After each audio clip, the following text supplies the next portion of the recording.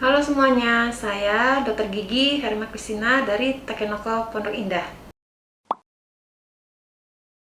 Di sini saya akan membahas permasalahan yang paling banyak terjadi pada kasus gigi anak, yaitu disebut gigi berlubang. Biasanya kita nyebutnya karies. Karies dapat merusak email gigi dan dentin. Nah, apabila dia mencapai saraf, kita bisa melakukan perawatan saraf terlebih dahulu. Penyebab utama karies adalah kurangnya perawatan dan oral hygiene yang buruk. Karies yang mencapai email dan dentin dapat kita obatin dengan penambalan. Sedangkan yang sudah kena sarafnya dapat kita lakukan dengan perawatan saluran akar terlebih dahulu, baru kemudian ditambal. Karies pada anak yang tidak dirawat biasa dapat menimbulkan berbagai risiko seperti nyeri, gusinya bengkak, yang dapat mengganggu aktivitas anak pada saat bermain atau belajar. Karies pada anak dapat dicegah dengan cara menyikat gigi secara rutin 2 kali sehari pada pagi hari, sesudah makan, dan sebelum tidur. Nah, biasanya kalau saya tidak hanya mengajar anaknya saja untuk sikat gigi, saya juga akan ajarin orang tuanya untuk sikat gigi. Kenapa?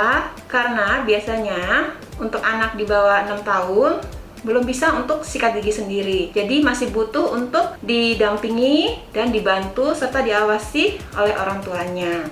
Nah, jadi orang tua itu awal-awalnya harus ikut turun tangan dalam sikat gigi, pelan-pelan sampai akhirnya anak bisa sikat gigi secara mandiri. Selain itu juga harus kontrol rutin ke dokter gigi untuk dilakukan pengecekan, dibersihkan giginya, dikasih fluoride, bisa juga dengan visur silen dan vitamin gigi. Gigi susu yang goyang biasanya akan diganti dengan gigi tetap. Ada beberapa kasus yang gigi susu itu walaupun sudah goyang tidak bisa copot sendiri. Biasanya bisa copot sendiri, tapi kalau dia tidak bisa lepas, bisa dibantu oleh dokter gigi untuk dicabut giginya.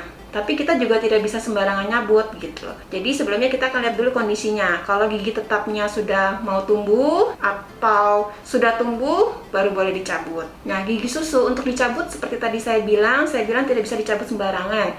Kenapa? Kita harus lihat kondisi sama umur pasien. Nah, apabila gigi susu itu terlalu cepat dicabut, nanti akan menimbulkan permasalahan lain, yang mana giginya akan menjadi berantakan. Tapi kalau ada kadang-kadang suka ada kondisi di mana kita memang terpaksa harus cabut, tidak apa-apa.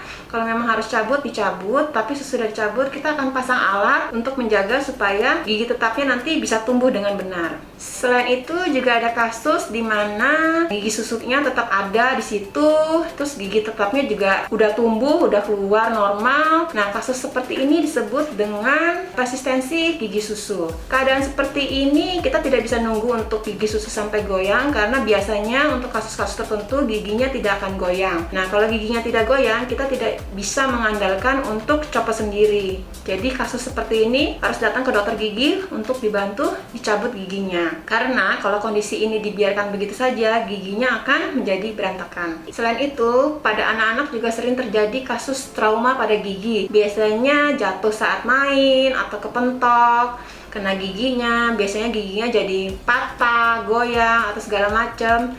Yang pasti yang pertama jangan panik dulu, terus datang ke dokter gigi untuk dicek, diobservasi. Biasanya akan dilakukan perawatan tergantung dari kasusnya nanti. Sekian video dari saya. Kalau ada yang mau ditanya, boleh tulis komen di bawah. Jangan lupa juga share, like, dan subscribe ya.